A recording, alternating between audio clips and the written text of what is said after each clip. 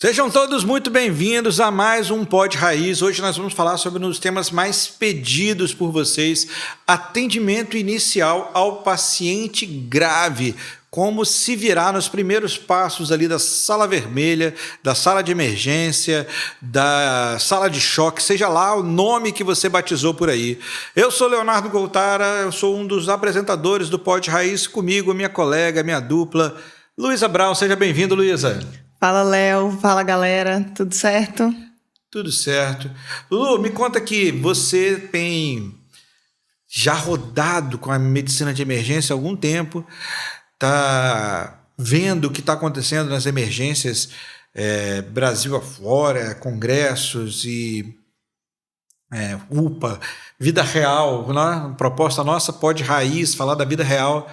Me conta o seguinte, como é que você faz, como é que você propõe, o que você imagina como uma sistematização do atendimento ao paciente grave? Olha, Léo, eu acho que esse tema não é nem sobre o paciente grave, mas eu acho que se a gente cria uma sistematização do atendimento do paciente, a gente não se perde, independente dele ser grave ou não. Então, assim, eu criei o meu próprio sistema de atendimento, que é baseado aí em evidências e que a gente tem aí livros, né, que ensinam a gente de como fazer. Mas, basicamente, a minha cabeça gira entre dois tipos de pacientes. Aquele que está acordado e aquele que não está. Tem gente que chama isso de paciente vertical e o paciente horizontal, o paciente que está em pé e o paciente que está deitado. É isso. Então, assim, eu sempre começo os meus atendimentos, porque a gente já tem um costume aí, o nosso paciente é um pouquinho diferente, né? Então, a partir do momento que esse paciente chega na minha emergência, a primeira coisa que eu faço é chamar o paciente. Seu fulano respondeu, eu entro num protocolo, abro uma faixa. Então, se o fulano respondeu, meu exame físico é todo direcionado para aquele famoso protocolo ABCDE. Então, eu vou examinar ele da cabeça aos pés. A gente vai falar um pouquinho desse sistema. E no meu outro lado é aquele paciente que chamei, não respondeu. E aí eu abro uma outra visão, que é a gente entrar no protocolo aí dos ACLS, né? O CAB.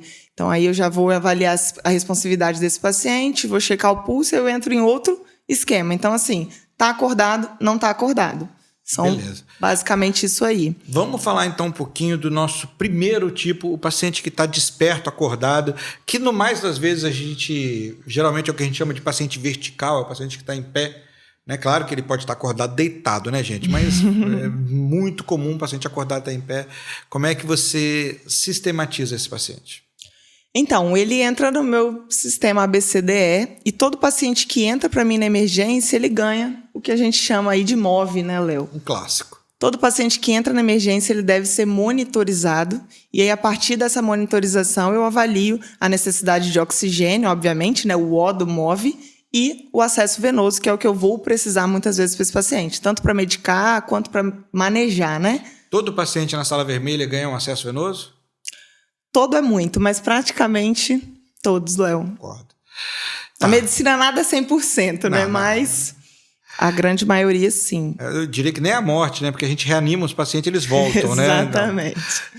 Exatamente. Piada, gente, tá? Por favor. Tá. E aí, na hora de examinar esse paciente, entrou na sala de emergência, ele tá lá no MOV, beleza, monitor, oxigênio, veia. A enorme maioria dos pacientes vai ganhar um oxigênio inicial, uma veia inicial. A gente faz isso primeiro, depois pensa, né? Primeiro bota monitor, oxigênio, veia, depois você pensa o que você vai fazer. E muitas vezes a equipe é treinada para isso, né, Léo? As equipes de emergência já estão acostumadas com esse paciente que chega, então elas já recebem, já colocam na maca, já estão monitorizando, já te dão sinais vitais. Então a galera é ágil. Tem. E aí você vai fazer exame desse paciente, entrevista, como é que você leva isso aí? Então, o famoso ABCDE, para quem não conhece, assim, é o meu sistema, é o que eu gosto de usar realmente. Então, eu chequei a responsividade desse paciente, se ele conversa comigo, eu já subentendo que a minha via aérea, o meu A, está pérvio. Então, eu posso progredir com o meu exame físico. E aí, descendo, cabeça aos pés, eu examino sempre tórax, tá? E aí faço o exame tanto pulmonar completo, quanto cardíaco completo, né? desço resolvido aí, tórax, nada. O ABCD é muito utilizado no trauma, né, Léo? Mas eu acabo utilizando ele para o meu próprio exame físico. E aí a gente vai para o C, da circulação, eu avalio aí juntamente com a pressão, pulso, tempo de enchimento capilar, eu olho como está o turgor da pele desse paciente, sinais que podem me dar indícios aí de choque, né, de hipotensão, de má perfusão. O D eu avalio sempre aí em cima do Glasgow mesmo, paciente, como é que está esse nível de consciência dele, tá? E, por fim, eu termino de expor esse paciente. Então, eu olho ele de forma completa para não deixar passar nada. É basicamente isso. Excelente, né? Excelente. E, bom, feito isso, a gente parte para hipóteses diagnósticas e tratamento como todo mundo. Mas e o paciente não responsivo? Como é que você faz a sistematização desse atendimento? Então, a gente chamou o paciente, não respondeu, já me acende um alerta para eu pensar no protocolo aí do próprio CLS, né? Então, o paciente que não responde, eu vou avaliar pulso e vou avaliar respiração. Então, se esse paciente não tem pulso e não respira, eu entro num protocolo. Agora, se ele tem pulso, se ele respira, eu vou avaliar o porquê desse rebaixamento do nível de consciência dele. Então, acho que isso clareia para a gente o atendimento inicial, principal. Beleza. O paciente chegou, respira, não respira, responde, não responde, protocolo vertical, protocolo horizontal, tá tudo bem. No fim das contas, como é que é a questão do diagnóstico etiológico? Você vai atrás do diagnóstico etiológico para esse paciente na sala vermelha ou tem outras coisas que são prioridade primeiro? Eu acho assim, Léo, nós como emergencistas, né, a gente sempre fala do mindset do emergencista. Eu acho que a gente não raciocina muito em cima de diagnósticos. Não é a nossa função diagnosticar exatamente o que aquele paciente tem. Eu acho que a gente visualiza síndromes e principalmente o que mata primeiro. Sim. Acho que é esse o nosso objetivo. E lembrar também que essa sistematização, hoje a gente tem ferramentas que ajudam, né? Nosso POCS beira-leito aí, o nosso exame físico, ele é caminhado em cima disso. É muito uma questão que a gente comenta muito, que quando a gente faz emergência, é muito mais sobre o que o paciente precisa que você faça por ele do que sobre o que é que o paciente tem. O paciente que está desacordado, ele pode ter um AVE, ele pode ter um AVC, pode ter um AVE, ele pode ter uma intoxicação por drogas, ele pode ter uma hipernatremia, por exemplo, ele pode ter uma hipoglicemia, ele pode ter um choque, ele pode estar com uma síndrome conversiva. O que ele tem é menos importante naquele primeiríssimo momento do que descobrir o que ele precisa. Olha, ele precisa de um monitor, de um oxigênio, de um acesso venoso, de uma glicemia capilar. Um copo d'água e uma glicemia capilar não se nega para ninguém. E ele precisa, eventualmente, de proteção de via aérea, se ele estiver tão rebaixado assim. O que é, não faço a menor ideia, mas eu sei que ele precisa disso nesse momento, e nesse momento que ele precisa disso, ele vai ser atendido naquela necessidade. O que é, depois a gente pensa, depois a gente descobre. Então não é que a gente não queira o diagnóstico etiológico, mas a gente quer primeiro, né, a estabilização. Depois do paciente estabilizado, aí dá para fazer o que eu chamo de ciranda da ciência. Chama o nefro, chama o cardio, chama o pneumo, chama o cirurgião, leva para tomo, pensa, repete os exames, recolhe a anamnese de novo, reexamina o exame físico todo de novo. Primeiro estabiliza. Depois que estabilizou, a gente pensa. Claro, muitas vezes no processo de estabilizar, o diagnóstico já vem, o etiológico, o que está acontecendo. Aí é ótimo, não tem problema nenhum. Pelo contrário, que bom, mas não é o objetivo primário, Exato. Não é o objetivo principal. O raciocínio e a tomada de decisão vem em cima da necessidade do paciente muito mais do que do diagnóstico em si. E o que eu acho bacana, Léo, da nossa especialidade não é puxando sardinha, mas é porque o emergencista ele não enxerga a dor torácica como o cardiologista, nem a dor abdominal como o cirurgião, sabe? Eu acho que a gente ganha muito no raciocínio por síndromes exatamente por isso. A nossa dor torácica ela pode ser um infarto, mas ela pode ser um TEP, mas ela pode ser uma dor muscular. Então, tudo isso abre a nossa cabeça. Esses dias mesmo a gente comentou sobre a cetoacidose diabética, da dor abdominal da cetoacidose diabética, e talvez o cirurgião, e não julgando os cirurgiões, mas não enxergariam a cetoacidose por uma pura e simples dor abdominal, né? Então, acho que isso amplia muito o nosso raciocínio. Eu acho que o mote é esse, assim, a visão da medicina de emergência. O cardiologista sabe tudo sobre infarto. Eu acredito nos meus amigos cardiologistas. Mas o paciente não chega no pronto-socorro falando, doutor, eu estou com um infarto. Ele chega no pronto-socorro dizendo, eu estou com dor torácica. Exato. E o especialista em dor torácica não é o cardiologista.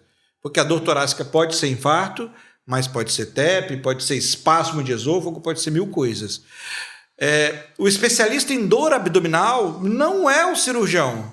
Porque pode ser uma enfermidade cirúrgica, mas pode ser uma cetoacidose diabética. O especialista em tontura não é o neuro, porque pode ser de origem vestibular, pode ser do ouvido, e não é o otorrino, porque pode ser de origem central. Então, assim, a medicina de emergência, e puxando sardinha para a especialidade, sim, senhora, eu acho, sim, senhores, a medicina de emergência ela é especialista nos pacientes, ela é especialista nas apresentações, nas síndromes. Depois de feita diagnóstico sindrômico e estabilizado o paciente, a gente também resolve? Também resolve. A gente sabe tratar um infarto, sabe tratar uma cetoacidose, etc. e tal. Mas, se preciso for, depois de estabilizado e feito a abordagem sindrômica, aí dá tempo de chamar um outro especialista para vir dar um parecer, para trocar uma ideia, para dar um telefonema. Essa distinção que, na verdade, eu acho que justifica e torna a medicina de emergência imprescindível, uma especialidade. Por que nós somos uma especialidade?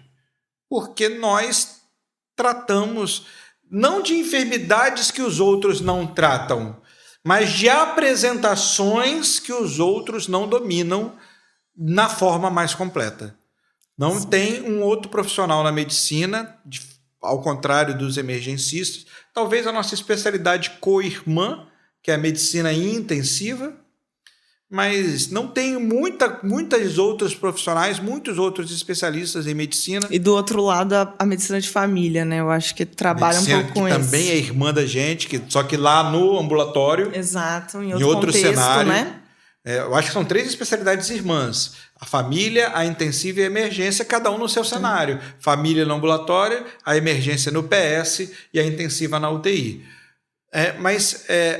Esses especialistas não focais, a gente domina uma forma de ver a medicina que a maioria das outras especialidades não dominam. Dor torácica é um domínio diferente de infarto, embora o infarto possa se apresentar como dor torácica, mas são coisas diferentes e essa expertise ela é fundamental. Quais são os erros que você vê do pessoal cometendo, Lu, quando vai fazer esse atendimento inicial na sala vermelha, na sala de emergência? A gente vê muita gente batendo cabeça. Quais são as bateções de cabeça, as comidas de bola mais comuns que você tem visto por aí? Olha, Léo, é aquilo que eu sempre falo, né? A importância de se ter uma equipe preparada e sistematizada no contexto de emergência. E, mais uma vez, eu priorizo aqui a necessidade de um emergencista nas salas de emergência. Porque eu acho que essa falta de organização surge no contexto de uma emergência que é um ambiente não controlado, é um ambiente muitas vezes superlotado, é um ambiente tenso, né? É um ambiente que gera um certo estresse, porque são pacientes mais graves. Então, acho que a gente bate muito a cabeça no momento de sistematizar esse início mesmo, de entender o que está acontecendo, de fazer as coisas com calma. Por isso que eu falo que não precisa ser caos.